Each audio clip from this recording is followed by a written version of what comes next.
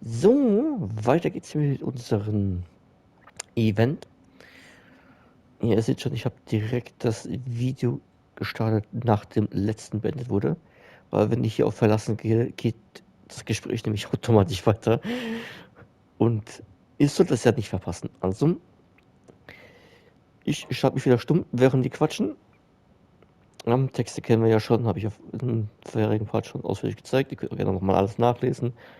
Und viel Spaß weiterhin. Oh, this is the last page. There's even a signature at the end. Well, sounds like they made it out. Guess it was a happy ending after all.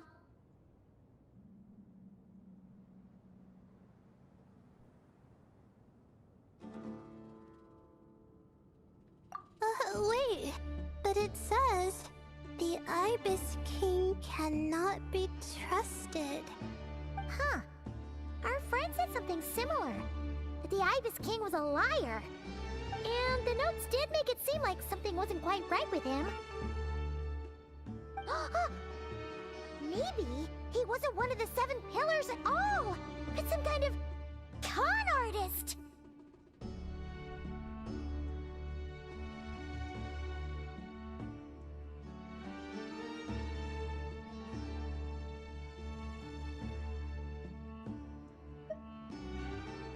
Huh?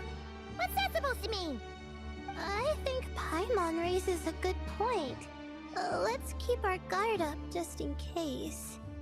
Alright, I think that's all the clues around here. How about we... Oh, it's Marak! That means Kave and the others should be around here, right? Hello? Anyone up there? Can you hear us? Yeah, we can! You know, sound travels just fine in an empty chamber like this. You don't have to shout. Of course, if you're shouting to express your excitement at being reunited, by all means, pretend I never said anything. Yelling like this is kinda exhausting. Come on, let's head back down.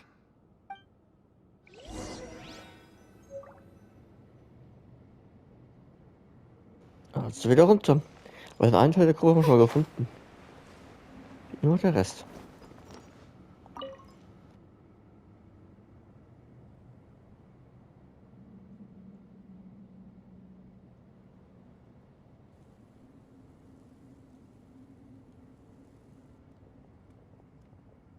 Wow, we all ended up in the same place, huh? Yeah, what a coincidence. Indeed. Or as I like to call it, the chai factor.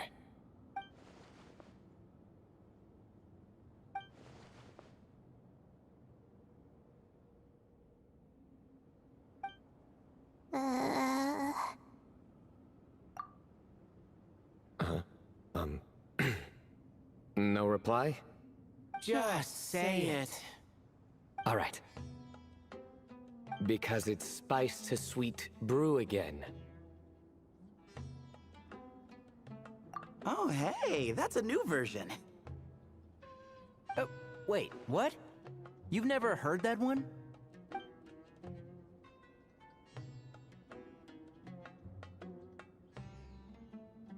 What are you looking for? A place to sit and read my book. Oh, great. What else is new? Well, looks like everyone made it through unscathed. Let's take this chance to get some water, rest a bit, and discuss what we learned. Sound good? Yeah, let's debrief.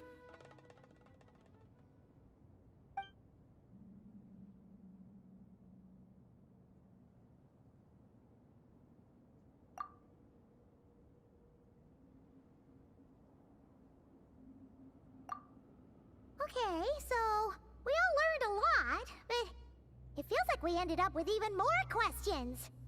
Yeah, but one thing's for sure. This place is tied to the Ibis King in some way. Hey, Sino. You're the current representative of Hermanubis. Can you call him up for a sec? Of course. Just let me sense his presence.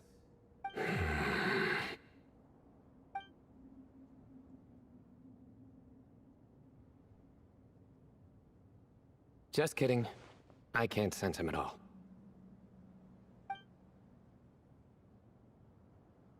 Jeez, Sethos. Did you set him up for that one? What are you, a two-man act?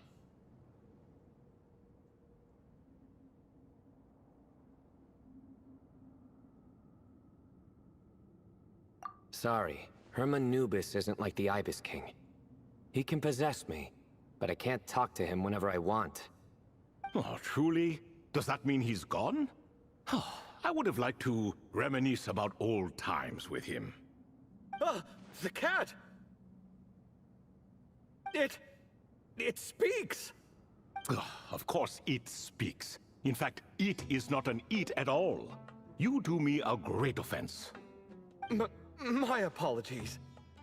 Esteemed cats, sir?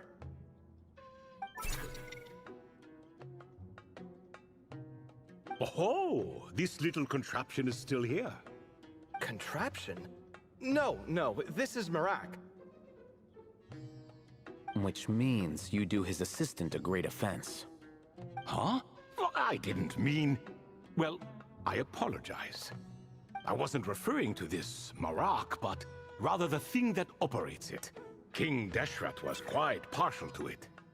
I have forgotten what it was called. It must have had an official name, albeit in the old tongue. Even if I did remember, I would need to translate it into modern language. It's not important. Marak's a fine name. Even better than the original, if you ask me. Who thought of it? And the remodeling, quite well done indeed. This Marak looks much happier in its current form. Oh, and the components should have model numbers written on them. You can look them up if you're curious. This cat talks a lot. Quite the one-sided conversation. Is this what the Ibis King was like? He seems quite eloquent. I wonder if he plays cards. Ha! I knew Marak was a great name. Go me! Let's see, what page was I on again? Should have brought a bookmark. That all went over Paimon's head.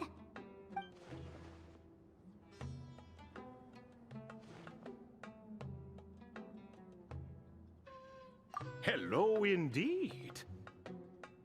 For you to know my name. Yes, I was not mistaken. You are special among your companions. But you are all guests. It is only proper to invite you in. Come then, this way.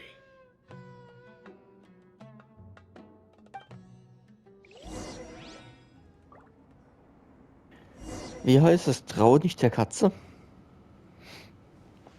Jetzt sollen wir ihr folgen. Ich habe ein ganz mieses Gefühl bei der Sache.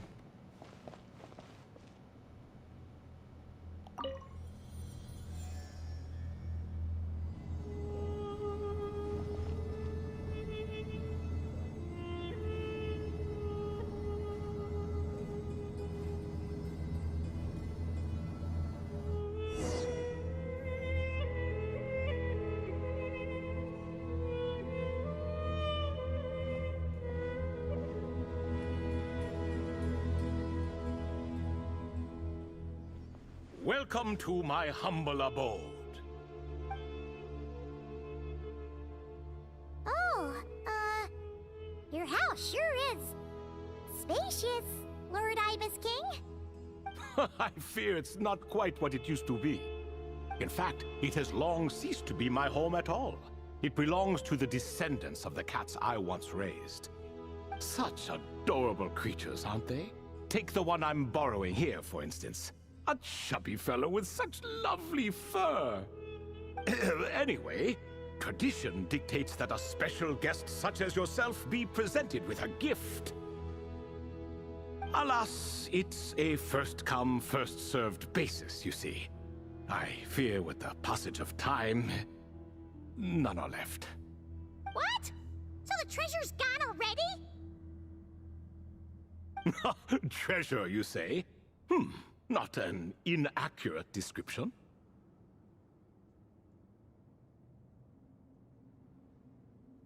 Yes, and no. I have the power to grant gifts inaccessible to the masses. The only requirement is answering a question. Not a bad deal, yes? Of course, my questions were given unto me by King Deshret, who in turn received them from the Mistress of Flowers. There are 3, and no more.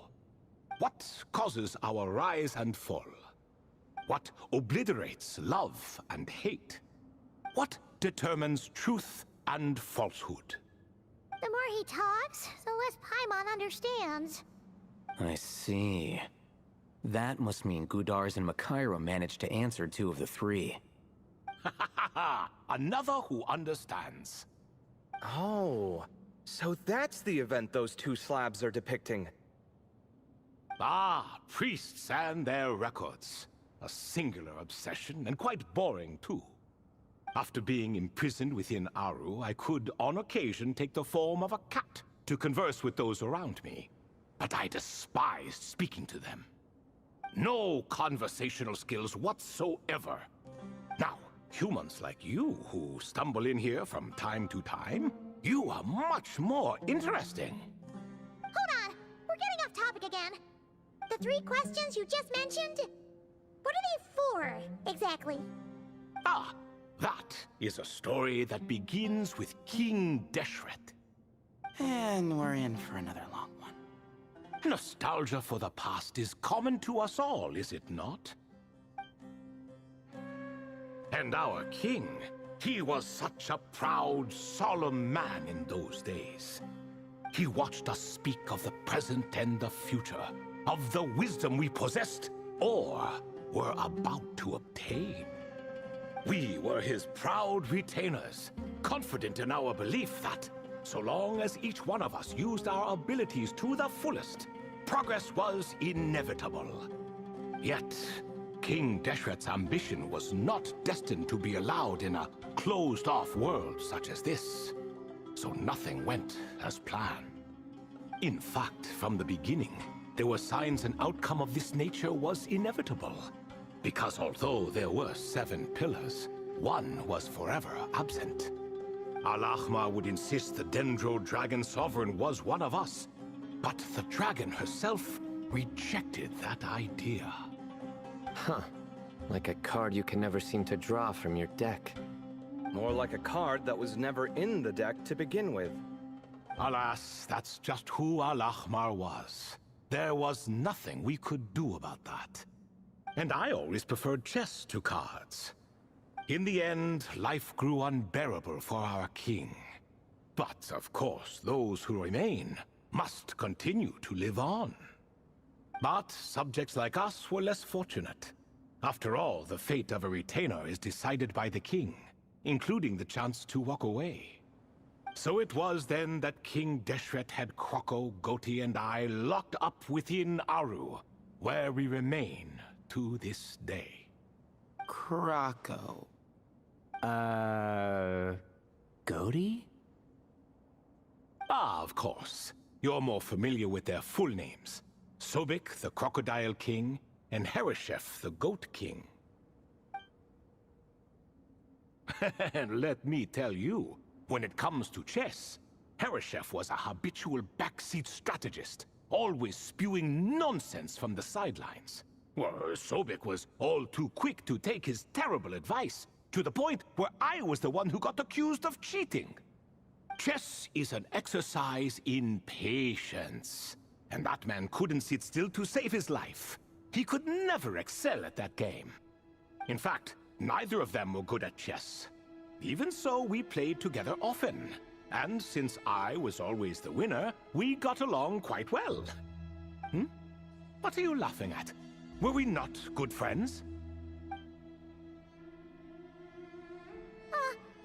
No one's laughing. Paimon would never. No, not you. It's Goti. He's laughing for no reason again. Can you not hear him? Ah, right. Of course you can't. The 2 of them are inside Aru, as am I, so only I can hear them. What is even going on here? Has he, like, started to lose it after being trapped for so long? That does happen to prisoners serving life sentences. Speaking of which, how's Azar doing these days? I doubt he's doing much of anything. Just what I wanted to hear. What is the meaning of this? You doubt my words? I have half a mind to not talk at all. Oh, no. They're not questioning you, Lord Ibis King, just discussing other things. Please, continue. In that case, where were we? Getting to the part about the 3 questions. Hopefully. Ah yes, we're almost there. Before I entered Aru, King Deshret said I could be released from my eternal seal if I chose humans who could provide the correct answers to those 3 questions. The first person who caught my eye was Gudars. I asked him, what causes our rise and fall? He answered, conspiracy and betrayal, for it renders the righteous and wise unable to succeed, and thus nations fall. I found his answer quite interesting, so I bestowed upon him the power to deceive. The second human I chose was Makaira. I asked her, what obliterates love and hate? She said unto me, I have nothing left to lose. Vengeance alone can quench both love and hate. I found this to be another fascinating response, so I granted her the power to be loved. But both of them ended up... Now then, young one, riddle me this. Did their answers point to this fate, or was it the power I bestowed upon them that determined their end? I'm just an observer who doesn't understand their circumstances, so I can't answer. A clever reply. I do not wish to comment either. It is all in the past at this point. My only wish was for their answers to be acknowledged by King Deshret's rules, and bring me one step closer to freedom. As for the final person, her fate remains to be seen, so I will not reveal her name.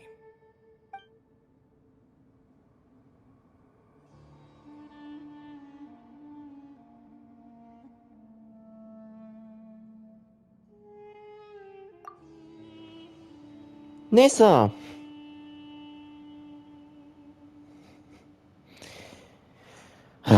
Ich mische dich aber auch überall mit ein.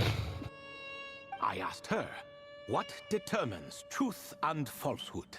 And found her answer quite compelling, so I bestowed upon her a gift to match.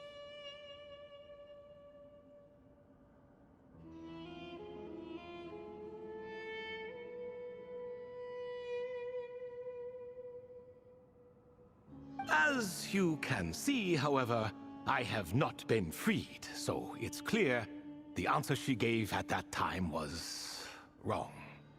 But alas, 3 people were chosen and 3 questions were asked. So now all I can do is wait. Wait until her wisdom is in line with the rules set forth by my king. Until she has found the true answer to that question. No wonder there was no 3rd stone slab then. Or perhaps you're just not ready to include her in the story. Though, that might be a generous interpretation. Well, it's not merely because her story remains unfinished. As the remaining priests of this place left, or passed on, there were none left to record the events that followed. Besides, stone slabs are few and far between in the Great Red Sands. In the sprawling desert, very few things or people even manage to leave a trace. But sometimes I can't help but wonder, if that young man from several centuries ago had been willing to answer my question, would I have left Aru by now? Wait, so there was someone else? Of course, it has been thousands of years after all. All sorts of people have stumbled upon this place, but I only chose the special ones. That young man had such a singular intelligence, though his companion, by contrast, was rather average. The author of those notes we found? The student named Zandik? Ah, yes, I think that was his name.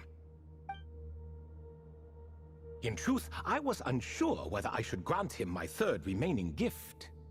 He was, of course, exceedingly clever, but he was also mistrustful and narcissistic in equal measure, and there did not seem to be a line he was unwilling to cross. Too much power could be dangerous in the hands of someone like him, so I found myself rather relieved when he declined my gift. Oh, he turned you down? Did he give a reason? Yes. He said he didn't need it. I still remember the look in his eyes. Nothing stood out per se, and still I could sense contempt and disdain radiating from his gaze. I could not give an exact reason, but on instinct I just knew it would not end well to get close to a man like that. So, I tricked him. Stick close to your companion, I said. Only the descendants of Tuletula can come and go as they please. Leave him behind, and there is no escape for you. So, does that mean his companion wasn't a descendant of Tuletula? Oh no, that part was true. The lie was in the other half. Anyone can enter or exit this place. There are no restrictions. I saw that his companion was exhausted and was concerned Zandik might leave him behind, or worse, that some other accident might befall him. So I made up an excuse to prevent Zandik from going a step too far. Oh, and speaking of, Sandik's companion had the same blue hair and pointed ears as you. Wait, does that mean Layla's also a descendant of Tuletula? Indeed. When Hermanubis founded that city, he took in many who had nowhere else to go. Today their progeny are scattered to the four winds, and indeed are far more numerous than I could have imagined. So the person you protected could have been my ancestor. Yes, yes. You're very welcome for that. Could I ask another question, Lord Ibis King? Of course. I have nothing but time, I'm afraid. Did you also save me and a man named Jur? I did. You two were quite unlucky bumping into a device King Deshret once used to measure human brain power. That contact caused more knowledge than you could handle to flood into your minds. So I replaced that knowledge with simpler, repetitive information. Of course, the side effect being the same thought repeating over and over again in your mind, but that should resolve itself in time. How many moons are there in the sky? Yes, that was the phrase I used in your head. I forgot the other one, though. I believe it had something to do with food. Both were spur-of-the-moment decisions, so no need to dwell on the meaning too much. Oh, I see. Thank you, Lord Ibis King. As I said, young one, you are most welcome. If you're inclined to return the favor, perhaps you could turn off that device so no one else can trigger it? There's only so much a cat's paw can do, so I'm afraid this is something I must leave to you. Oh, splendid! Another one bites the dust. Such is the fate of things here. Day by day, little by little, the remnants of ages past fade into obscurity. For that reason, the gifts of bygone eras, be they tied to your blood or technological in nature, are not to be revered. They are tools, nothing more. Disrespectful? I simply make the most of what I have. Besides, our king has been gone all these years. What good does it do to revere him now? Oh, are you talking to the Goat King again? No, Croco this time. He's pestering me for another game of chess. Says he wants to even the score. Wishful thinking, if you ask me. If we counted one push-up for every loss, he'd owe me 300,000 by now. Of course, that's just a rough estimate. I've never kept count. It appears that's something you like. Being someone unable to be defeated. I suppose so. All right then. Time for me to extend my winning streak, and for you all to head home.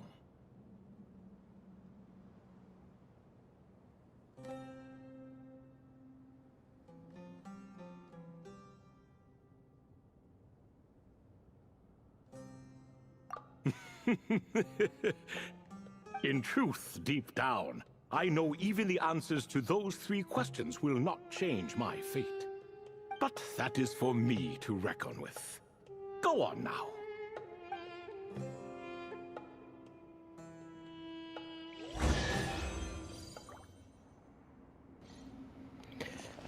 Was das schon?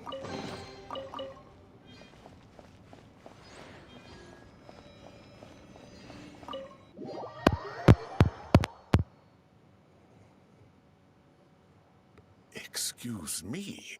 Do you even know what time it is? I've harvested 3 crops of tomatoes while you've been gone. You're exaggerating, Professor. I'm making a point. There's a difference. The sincerest apologies for keeping you waiting, Professor Cyrus.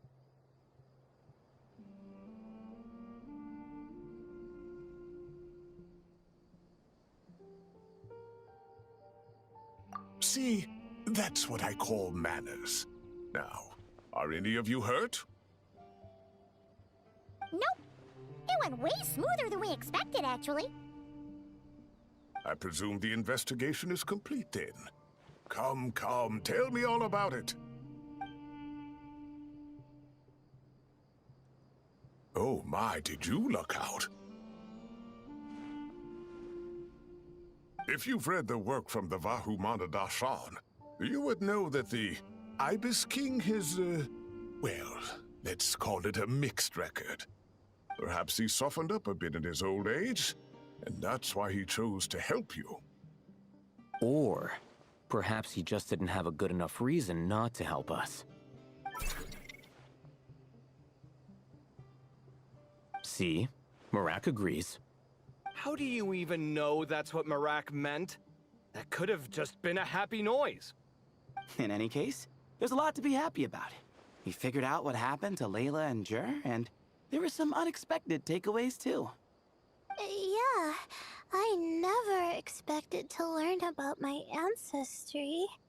I've always thought of myself as just an ordinary student. I never would have even considered something like that could be true. Come to think of it, our ancestors might even have been friends at some point. Huh? You're right. Maybe I should take a trip back home to see if I can find any records about that. Oh, I was just throwing that out there. I wouldn't want you to go to the trouble. It's fine. My advisor gave me a break, and I still have a few days left, so... Oh, wait. My study topic. I haven't made any progress at all. No. I need to focus on that instead. Right. Couldn't you help her, Professor? Huh? No, I could never. Me, you say? I'm from the Spatamar Darshan, and I don't think that Nephis or Zahahadi researched the stars. All I have to offer are my homegrown tomatoes. Although I suppose it's not impossible. I can ask a few old friends to recommend some interesting topics. You really don't have to. It sounds like a lot of work. Hardly. A few passing questions while we water the plants? It's no trouble at all. Thank you so much. Of course. Now it's getting late, and you all must be tired. Let's wrap things up here. Some say desert nights are the sun taking mercy on us after the heat of the day. So, let's leave while she still feels merciful.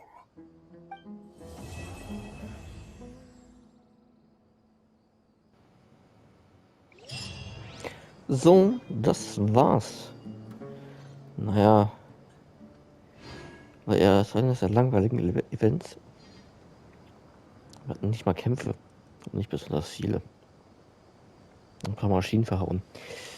Naja. Ich hoffe, ihr fandet die Story wenigstens halbwegs interessant. Wir sehen uns dann beim nächsten Mal. Die nächsten Premiere sind natürlich die Spiele. Mal gucken, wie die werden. Ansonsten wünsche ich euch noch einen schönen Tag und macht es gut. Ciao, ciao.